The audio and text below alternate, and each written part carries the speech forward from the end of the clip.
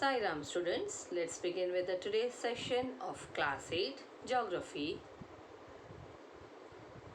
We have already started with the chapter number 5 of geography, that is industries. Children, today you are doing the third part of this chapter.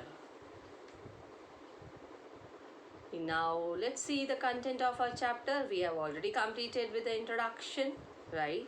And then in the last session you have seen the classification of industries and factors affecting location of industries.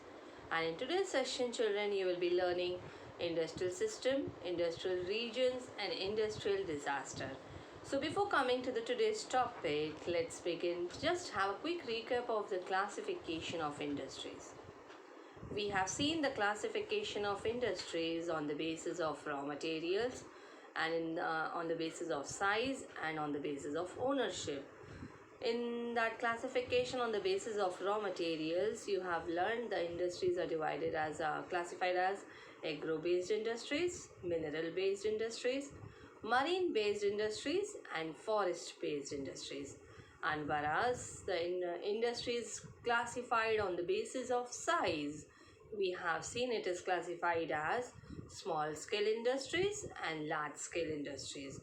And similarly, on the basis of the ownership, we have seen the industries can be classified into private sector industries, state owned or public sector industries, joint sector industries and cooperative sector industries. Then after that, you have learned the topic factors affecting the location of industries. In that, we have seen the factors that is affecting the location of the industries are the availability of raw material, land, water, labor, power, capital, transport and market. These all are the essential factors that are required while choosing the location of the industries. Now today we will be beginning with the topic industrial system. Now what is an industrial system? An industrial system consists of inputs, processes and outputs. Now I think children, looking at this, you would have remembered even in the last chapter, that is in chapter number 4 agriculture also, you learnt about the farm system, right? And that also these three were the essential things: inputs, processes and outputs. And I gave you the example of the computer also, right? And that also input, we put that through the keyboard, we type the messages or anything right up through the keyboard, right? Then it processes in the CPU, then it can output, we get the result on the monitor.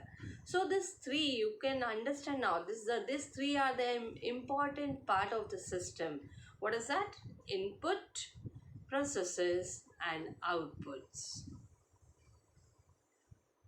Now what the inputs includes here? The inputs are the raw materials, labor and cost of land, transport, power and other infrastructure. These all are included in inputs. And then what about the process now? The processes include a wide range of activities, right, that convert the raw material into finished products. Correct? Then the next is the output. Then output is what? The finished product, that is the final end product. The outputs are the end products and the income earned from it. So it is not like all the three processes are equally important. See, unless and until if inputs are not proper and the processes is not done well, then our output will not be good, right? So all these three are interconnected. These are the part of the industrial system: inputs, processes and outputs. Now here the example, in case of the textile industry, the example has been given to you here. The inputs may be cotton, human labor, factory and transport cost, right? And whereas the processes includes here ginning, spinning, weaving, dyeing, printing, all these are included in the processes. And what is the final output here? The output is the shirt that you wear. So these three things are very important in each and every type of industry. But here just for the example, the textile industry has been shown to you. How the inputs, what does it include? The raw material, then the processes, Then the final output, that is the finished product, that is the shirt you wear or the dresses that we wear. Okay, so we can say the industrial system consists of the three main things, that is inputs, processes and outputs. Now let's move to the next topic, that is industrial regions. Now industrial regions emerge when a number of factories, number of industries locate close to each other. Now children, try to understand the meaning of regions. Regions means what? What is the meaning of industrial regions? See, when a number of industries locate close to each other and they share the benefits of their closeness, that is the reason it is that particular area is called as the industrial region. Okay, when a number of industries locate close to each other and share the benefits of their closeness. Now here the major industrial regions of the world are given here to you. The most important here are given as the Eastern, Western and Central Europe, then the Eastern North America, then it is Eastern Europe and Eastern Asia. Now children, the map has been given to you here to understand where is that. First is Eastern North America. Now where is that Eastern North America? It is here in this particular area. Okay, then the next is the Western and the Central Europe. You know the Europe is here. Now here is the East, Western and Central Europe located here, okay, in the world map. Then the next is the Eastern Europe. Now Eastern Europe is here. Here is the Eastern Europe, okay. And then the next is the Eastern Asia. Eastern Asia is here, this part has been located here. Children, you can see in this map the world industrial belt is also shown to you, as well as the dark portion that are the industrial region. So these are the major industrial regions of the world. Okay, first is the Eastern North America, then the second is the Western and the Central Europe, and the third is the Eastern Europe, and the next is the Eastern Asia.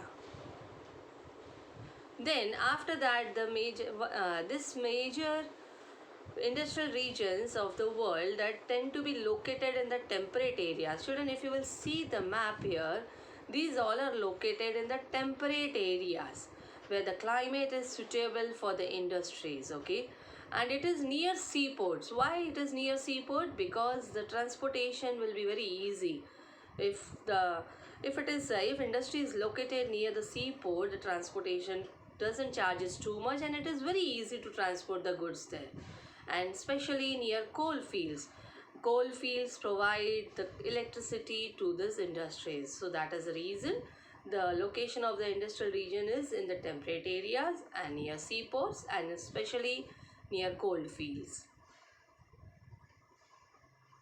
Now India has several industrial regions like the Mumbai-Pune cluster, Bangalore, Tamil Nadu region, Hooghly region, Ahmedabad, Baroda region, Chota Nagpur industrial belt, Vishakhapatnam, Guntur belt, Gurgaon, Delhi, Meerut region, and the Kollam, Tiruvananthapuram industrial cluster. Now let's go through this India's map where the industrial regions are located. Now first here it is Mumbai Pune belt. Okay, see, look here, the Mumbai Pune belt. Then the Bangalore Tamil Nadu belt here. You can see the Bangalore Tamil Nadu belt here. Then it is Hooghly region. You can see the Hooghly belt is given here.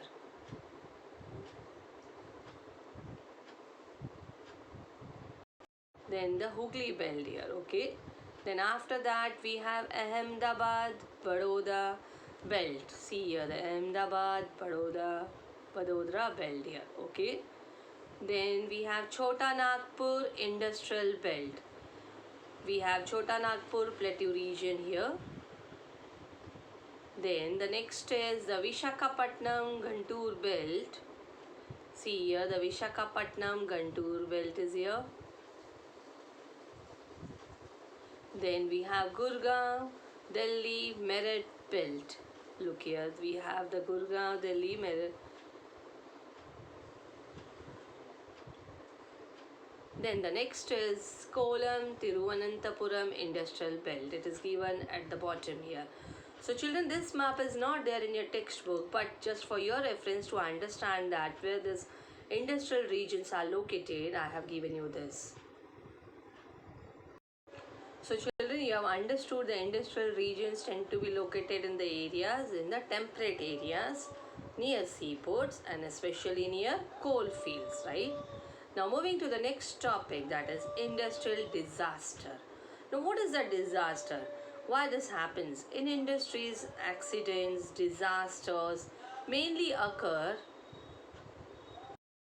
So in industries, accidents, disasters, mainly these occur due to the technical failure or irresponsible handling of hazardous material. See, we have heard about many of the cases, like here the gas leak has happened, here the because of the short circuit happened in that industry. So these especially occurs due to the technical failure or even at times due to irresponsibility of the people or those who are handling the hazardous material. Now in this you are going to learn the examples that is given here. One of the worst industrial disasters of all time occurred in Bhopal on 3rd of December 1984. This took place around 3 a.m. Okay, so it was a technological accident in which highly poisonous methyl isocyanate gas, that is MIC, along with the hydrogen cyanide and other reaction products leaked out of the pesticide factory of Union Carbide. Union Carbide factory, this was the owner of that factory was the American person.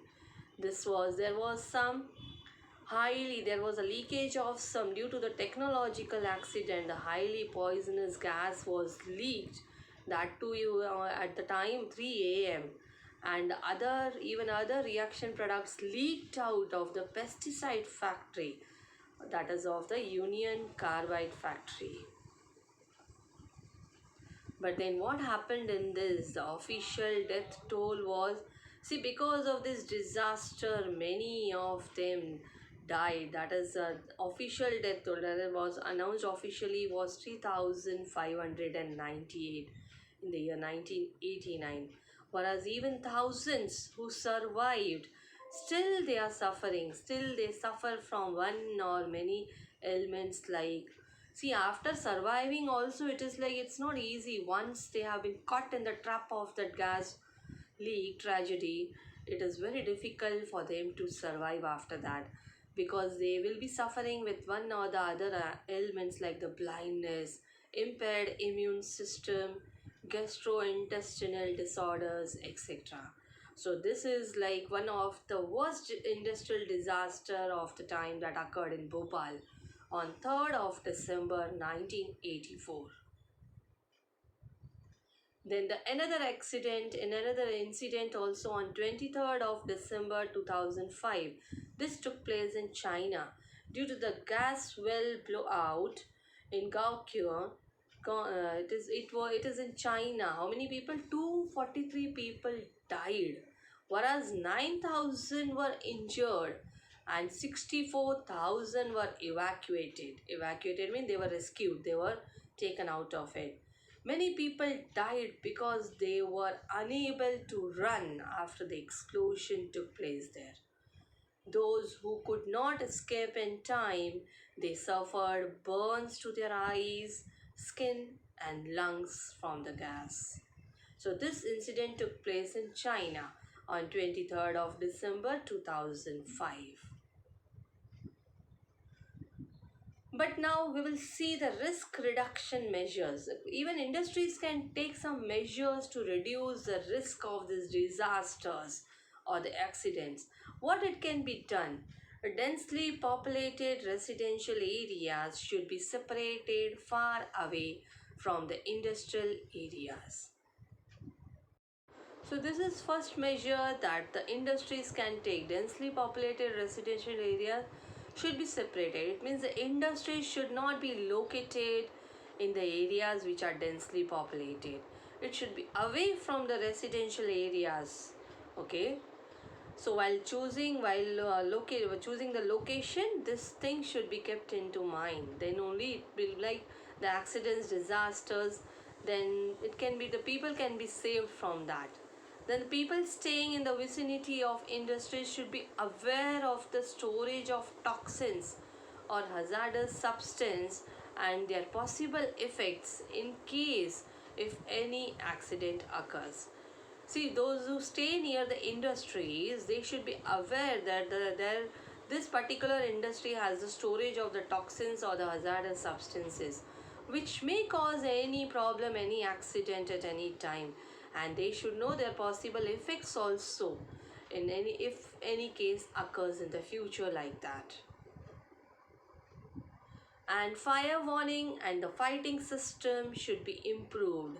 Fire warning, once the gas starts leaking, the warning should be given immediately so that people can be rescued, they can be evacuated from that particular industry. And the storage capacity of toxic substances should be limited. The storage capacity should not be too much, it should be in limitation.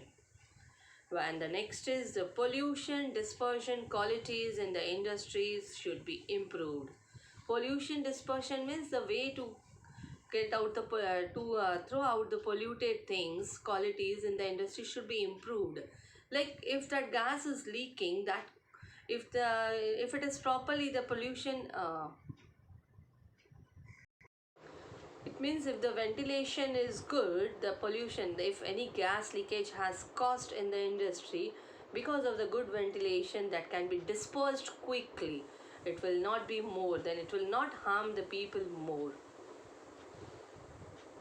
So children, in today's session, you have learnt about the industrial system. What did we see in that? The industrial system includes the three processes. What were that? It consists of inputs, processes and outputs, right? Then we saw the industrial regions. We saw the major industrial regions of the world, as well as we saw the industrial regions of a country, India also. And we saw the industrial region tend to be located in the temperate areas, near seaports and especially near coal fields, right? Then you learnt about the industrial disaster. Here we saw the worst industrial disaster in Bhopal that occurred on 3rd of December 1984.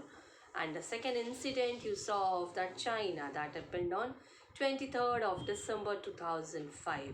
Then we saw the risk reduction measures that can be taken by the industries to reduce these disasters, right? So children, see you in the next session with a new topic, that is distribution of major industries, and that will be learning about the iron and steel industry. Till then, take very good care of your health.